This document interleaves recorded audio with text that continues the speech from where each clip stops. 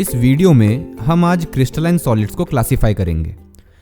Crystalline solids को उन पर लगने वाले इंटरमॉलिक्यूलर फोर्सेस के बेसिस पर 4 कैटेगरीज में बांटा गया है: molecular solids, ionic solids, metallic solids और कोवैलेंट या network solids. Molecular solids molecules से मिलकर बनते हैं और इन्हें 3 कैटेगरीज में बांटा गया है। पहला, नॉन पोलर मॉलिक्यूलर सॉलिड्स। जैसा कि नाम से पता चल रहा है, नॉन पोलर मॉलिक्यूलर सॉलिड्स उन एटम्स या मॉलिक्यूल से बनते हैं जो इनर्ट या न्यूट्रल होते हैं, जैसे कि हीलियम, आर्गन या फिर H2I2Cl2 जैसे मॉलिक्यूल्स। ये सॉफ्ट और बैड कंडक्टर ऑफ इलेक्ट्रिसिटी होते हैं। इन सॉलिड्स के मॉलिक्यूल्स के बीच वीक लंदन फोर्सेज होती हैं। दूसरा है पोलर मॉलिक्यूलर सॉलिड्स। ये सॉलिड्स पोलर कोवैलेंट बॉन्ड से मिलकर बनते हैं। अब पोलर कोवैलेंट बॉन्ड क्या होते हैं? इसके लिए एग्जाम्पल लेते हैं HCl का। बैलेंस होने के लिए हाइड्रोजन और क्लोरीन एक एक इलेक्ट्रॉन शेयर करते हैं, जिस वजह से एक कोवैलेंट बॉन्ड बनता है। लेकिन क्लोरीन का न्यूक्लियस बड़ा होने के कारण उसका पॉजिटिव चार्ज का इन्फ्लुएंस ज़्यादा होता है। इस वजह से जो कोवैलेंट बॉन्ड में इलेक्ट्रॉन्स का पेयर होता है वो हल्का सा क्लोरीन की तरफ अट्रैक्ट हो जाता है। इस अट्रैक्शन के कारण क्लोरीन पार्शियल नेगेटिव और hydrogen partial positive charge attain कर लेता है।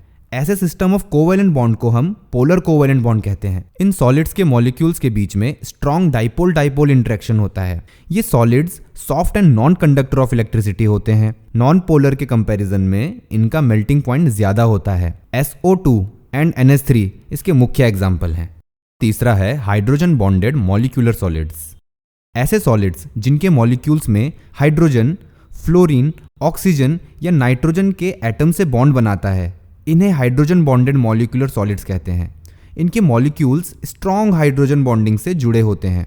ये नॉन कंडक्टर ऑफ इलेक्ट्रिसिटी होते हैं, जैसे H2O इन आइस फॉर्म।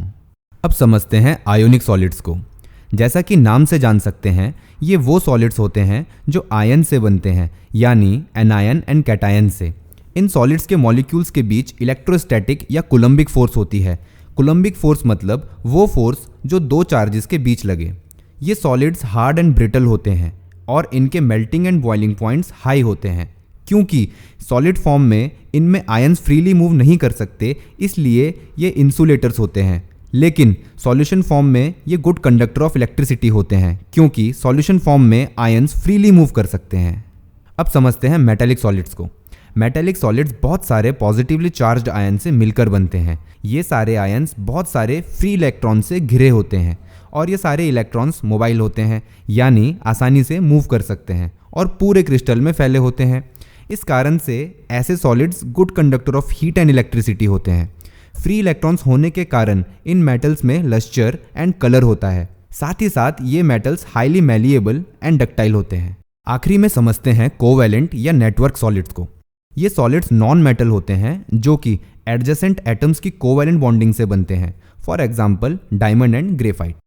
जैसा कि आप डायग्राम में देख सकते हैं कि किस तरह ग्रेफाइट के कार्बन एटम एक दूसरे से जुड़े हैं। इस तरह यूनिफॉर्म एडजेसेंट एटम से बॉन्ड बनाकर जो सॉलिड बनता है वो बहुत ही हार्ड एंड ब्रिटल होता है। साथ ही साथ इनका मेल्टिंग पॉइंट बहुत ही ज़्यादा होता है। इसलिए बड़ी मशीन्स में ऑयल या ग्रीस की जगह ग्रेफाइट को एज अ ल्यूब्रिकेंट यूज़ किया जाता है। और आप तो जानते ही होंगे, ग्रेफाइट इकलौता ऐसा नॉन मेटल है जो कि गुड कंडक्टर ऑफ इलेक्ट्रिसिटी होता है। तो क्रिस्टलाइन सॉलिड्स को हम ऐसे अलग अलग कैटेगरीज में डिवाइड कर सकते हैं।